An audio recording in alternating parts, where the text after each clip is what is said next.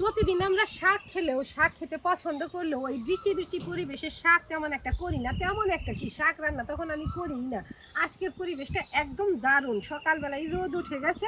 আর আজকে ভাবলাম, কয়েকদিন আগে তো বৃষ্টি হয়েছে, বৃষ্টিতে কচু শাকগুলো একদম সবুজ সবুজ হয়ে গেছে। তো আজকে ভাবলাম যাই কচু শাক কেটে নেই, এমন রোদ রোদ পরিবেশে কচু শাক রান্না করি। একটা কুলা আনছি শাক রাখার জন্য, আবার বটিও আনছি শাক বেছে টেছে কাটার জন্য। ছুরি দিয়ে আগে কচু শাক কেটে নিই। আমি এখানে বসে সবজিও কাটি, মাছও কাটি, সব কিছু কাটি। আর এখানেই কচু শাক হয়েছে, এই কয়টা রান্না করলে আমাদের হয়ে যায়, প্রতিবারই তাই করি, নামতেও হবে না। ছুরিটা দিয়ে ঘাসিয়ে কেটে নেই। কি সুন্দর কচু শাক, পাতা ডাঁটা সবই খাওয়া যাবে। এগুলো রেখে নেই।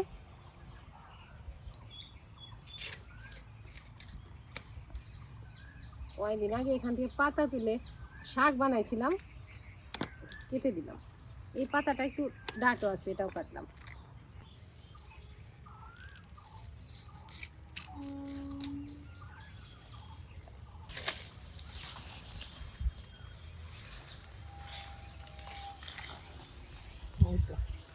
অনেকগুলো হয়ে গেছে, অল্প অল্পই কাটি, অল্প অল্পই রান্না করি। কচু শাকটার যে কোনো শাকই তার বাসি টাসি খেতে ভালো লাগে না বা খাওয়াও যায় না। আর তরতাজা পাই, যখন খুশি তুলে রান্না করবো, বাসি টাসি কেনই বা খাবো। একটা কাপড় নিয়ে এলাম, কচু শাক কাটার সময় যত পরিষ্কারই থাক আর পরিষ্কার করে ধুয়েই নেই, এই কাপড় দিয়ে মুছে মুছে কাটতে হয়। এটা অবশ্য আমার ঠাকুমাই বলে গেছে, আমার ঠাকুমাই শিখিয়ে দিচ্ছে। এই যে কচু শাক এমন করে তুলে, মানে একটা থেকে ছাড়িয়ে, এই যে এভাবে ভিতরে কাপড়টা দিয়ে মুছে, বালি বা অন্যান্য কিছু থাকলে আগে মুছে নিতে হয়, তারপরে ছিলে কাটি, খোসা সহ কাটি, যেভাবে কাটি কাটবো। তবে আমি ছিলেই কাটবো। এইগুলো এতটা কচি, আর ছিলতে হবে না। এই কয়টা তো সবগুলোই পাতা সহই নেব, এটা নেব না।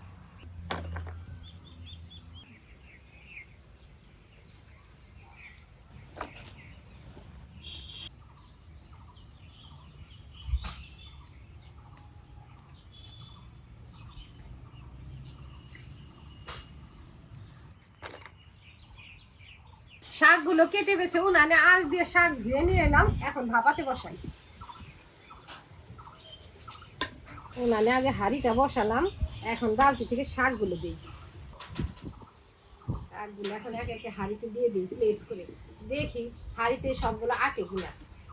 একটা হাঁড়ি ব্যবহার করি, এই উনানে রান্না করি, কত হাঁড়ি পাতিল কালা করবো গো, সবকিছু তো আবার আমাকেই মাজতে হয়। অর্ধেকটা দিলাম, এখন মাঝখানে নুন দেবো, তারপরে বাকি অর্ধেকটা দেবো।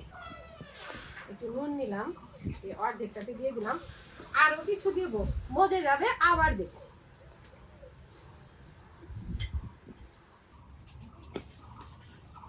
আর এক মুঠ আছে, একটু জাল হয়ে নে, নিচে পড়ে যাবে, বাকি এক মুঠো দিয়ে দিব।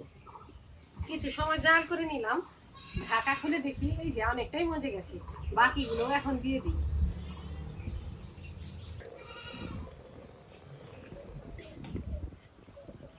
সব রান্না বাড়ি তো সহজ, তারপরে কচু শাক রান্না করা আরো বেশি সহজ। ঠিক মতো জাল ঝাল আর নুনটা ঠিক হলেই হলো।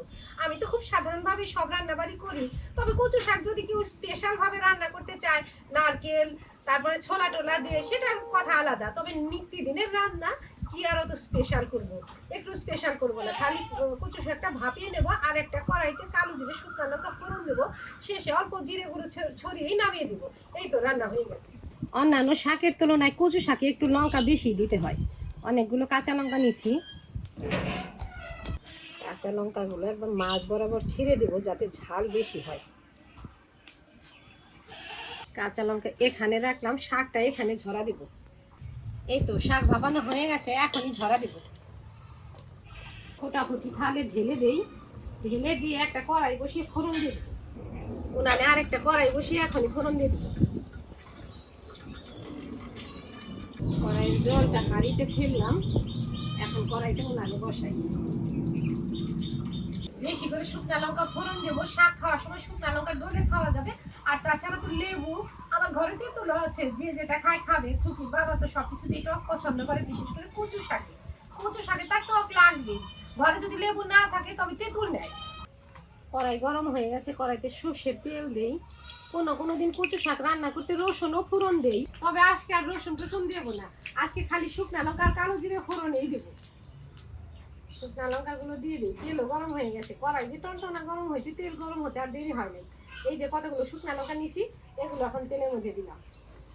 কালো জিরেও একটু বেশি দিলাম। এখনই ঝরানো শাক ঢেলে দিই, তবে একবারে দেবো না, তেল ছিটতে পারে।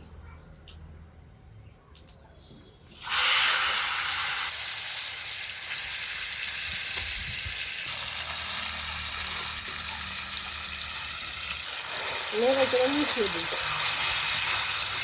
শাক নেড়ে চেড়ে দিলাম। এখন একে একে অল্প হলুদ গুঁড়ো দিব আর শেষে জিরে গুঁড়ো দিব। একে একে আর কি, ওই দুইটা গুঁড়ো মশলা, ওই হলুদ গুঁড়ো অল্প আর শেষে জিরে গুঁড়ো দিব। তবে অনেকক্ষণ সময় ধরে এই উনানে বসিয়ে একদম নেড়ে চেড়ে আঠা করে নিতে হবে। এমন ভাবে নেড়ে নেড়ে জাল করতে করতে একদম নাড়ু নাড়ু যখন হয়ে যাবে তখনই নামিয়ে দিব। এখানে হলুদ গুঁড়ো নিচ্ছি, অল্প ছড়িয়ে দিলাম। শাকটা আস্তে আস্তে জাল হতে থাক, আমি এই হাঁড়িটা ধুয়ে নিয়ে আসি পরিষ্কার করে। শাক নামিয়ে ভাত বসিয়ে দিব। আজকে গরম ভাত আর সাথে কচু শাক, লেবু চিপে। কিছু সময় নেড়ে চেড়ে নিলাম, অনেকটাই শুকিয়ে গেছে। এখন জিরে গুঁড়ো দিই। ভাজা জিরে গুঁড়ো ছড়িয়ে দিলাম, নেড়ে চেড়ে মিশিয়ে দিই। বাড়িতে যেমন খাবার খাই, বাইরে টাইরে ঘুরতে গেলে তো হোটেলেও খাই। একদম হোটেলে খেতে গেছি, ওখানে মেনুতে দেখি কচু শাক আছে। তো আমি কুকিকে বললাম চল একটু কচু শাক নেই। কচু শাক দিল অল্প, এইটুকুনি বাটিতে। দাম নিল 70 টাকা। দাম নিল 70 টাকা। তো নিচ্ছে, তাদের কাছে ঠিক আছে। কচু শাক জোগাড় করাটা তাদের কাছে কঠিন, তবে আমাদের কাছে তো কচু শাক অ্যাভেলেবল। এখান থেকেও তুলি আর এখান থেকে না তুললে 10 টাকার কিনে আনলে আমাদের হয়ে যায়। তো যাই হোক, আজকে আমি কচু শাক রান্না করতে করতে সেই কথাটা মনে পড়ে গেল যে কচু শাক আমি রান্না করছি ঠিকই, তবে এই কচু শাকের যে কি দাম যারা জোগাড় করতে না পারে তাদের কাছে। এই তো রান্না প্রায় হয়ে গেছে, এখনই ঢেলে দিয়ে ভাতের হাঁড়িটা উনানে বসাই। রান্না পুরোপুরি হয়ে গেছে, এখন একটা থালাতে ঢেলে দিই। শাকটা জুড়াক আর গরম গরম ভাত রান্না করে নামিয়ে নিই। নামিয়ে দিলাম, থালাতে ঢেলে দিই।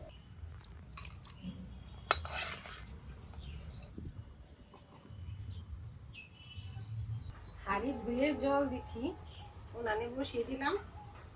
এখন চাল ধুয়ে আনবো।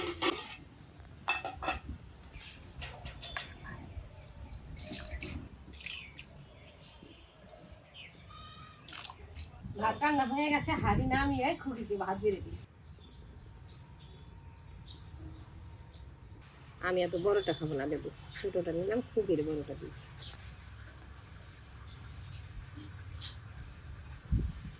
সকাল সকাল কচু শাক রান্না হয়ে গেছে, গরম ভাত, লেবু চিপে এখন খেয়ে নি। কেমন হয়েছে?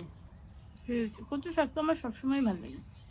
ওই ইলিশ মাছের মাথা টাথা দিয়ে রান্না করলে খুকির কাছে একটু ডিফিকাল্ট হয়ে যায়, বলে যে কাটা কাটা কাটা বাছতে হয়। তো এমনি রান্না করে দিবা, একদম প্লেন ভাবে খেয়ে নেবে। মানে সবই খাওয়া যায় তখন, আর কোনো ভয় নেই।